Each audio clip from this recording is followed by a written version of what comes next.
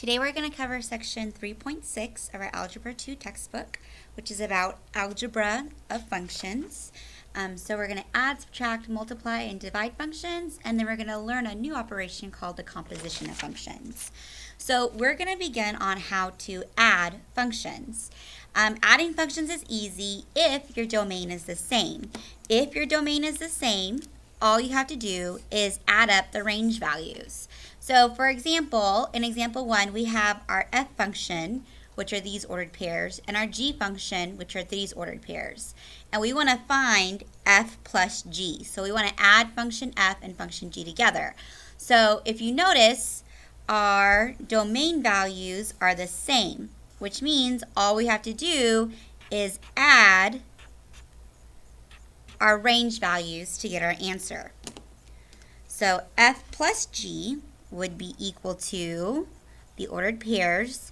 So we have -2 as our first domain value, and then 4 plus 1 is 5. Then we have 2 as our next domain value, and then 5 plus 4 is 9. And then our next x value is 4. And then 9 plus -5 is 4. So now we have added those two functions together. So let's say we don't have functions that are listed like this. Let's say we actually have functions that give us an equation, okay? So, or a function rule. So in this case, we have definitions on how to find the operations of functions.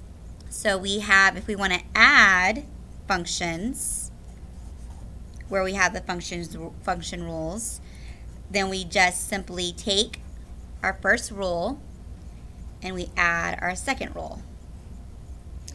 If we want to subtract our two functions, then we take our first rule and we subtract our second rule. Make sure that on this rule that we distribute that negative or that minus, right? Distribute the negative, don't forget.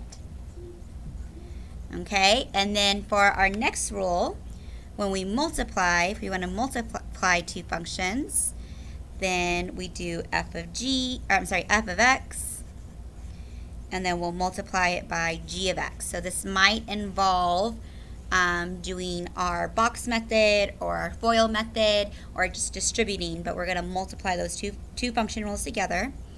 And then if we have f over g or f divided by g, we want to divide two functions, we simply place the top function over our bottom function and we simplify. It's important to note though that g of x cannot be equal to 0 because we cannot divide by 0. Okay, so let's do an example using these operations. So I'm going to look at an example 2 where we have f of x equals 3x minus 9, and we have g of x equals 5x. And we want to find f plus g of x, and then we also want to find f minus g of x, and then we want to find f times g of x, and then we want to find f divided by g of x. So it's 4 different problems here. So according to our rule, we just add the function rules if we want to add functions f and g together. So f of x was 3x minus 9 plus our g of x is 5x. So now we have 3x minus 9 plus 5x. I can combine like terms. So 3x plus 5x becomes 8x, and then I have minus 9. So here's my first answer. So my next one is f minus g. So this is going to be f of x minus g of x. So my f of x is 3x minus 9. My g of x is 5x.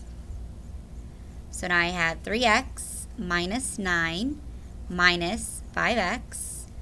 So I can combine like terms. 3x minus 5x becomes negative 2x, and then my minus 9. All right, now I'm going to do my multiplication, which is f of x times g of x. So f of x is 3x minus 9, and g of x is 5x. I have to distribute this 5x. So 5x times 3x becomes 15x squared. 5x times negative 9 is negative 45x. So that becomes my answer there. And then f divided by g. So this is f of x divided by g of x. So my f of x is 3x minus 9, and my g of x is 5x. I can't simplify this, and x cannot be equal to 0. All right, so that's an example how to do each and every operation. So these are all the operations that we have learned growing up. There is a new operation when we get to function, and it's called composition. So composition is a new operation, so I'm going to show you how that works. So composition is like composing, right? Like you're composing something together. So if we have the composition of two functions, we're composing one function made up of another. So composition of two functions, f and g, which is going to be denoted, or this is how you're going to tell you're doing a composition.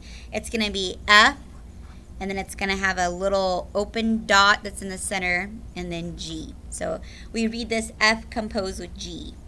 It is going to be the same as plugging in your g of x into your x part of your f of x, okay? So you literally take the rule g of x, the rule that represents g of x, and you plug it in for x into your f of x rule. So let's look at an example so you can see that in action.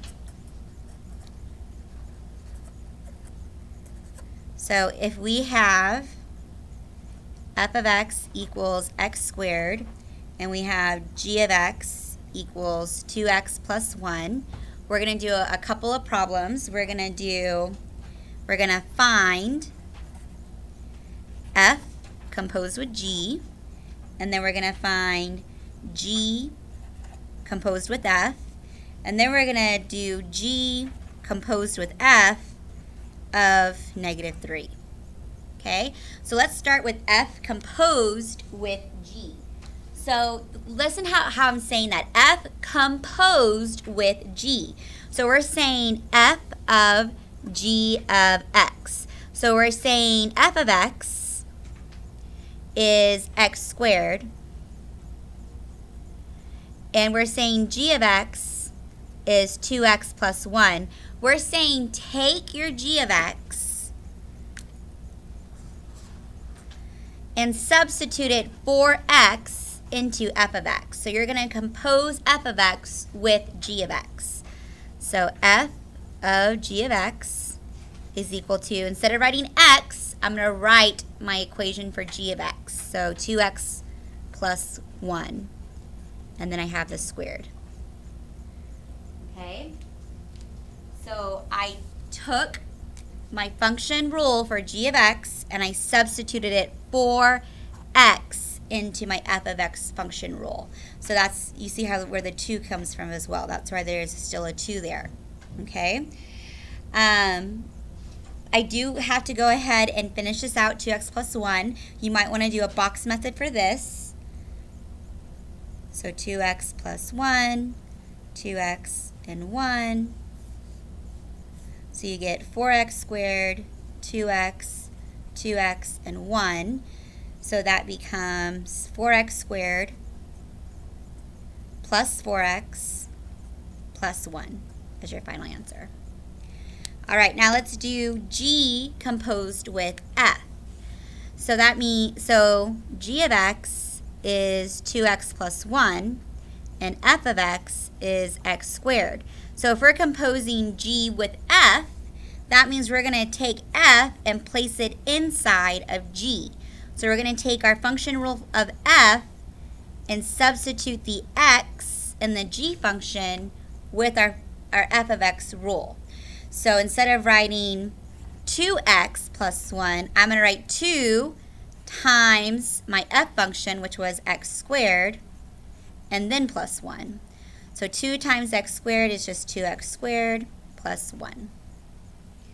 All right, now when I want to find g of f, g composed with f of negative 3, I'm saying, okay, well, compose g with f and then let x be negative 3.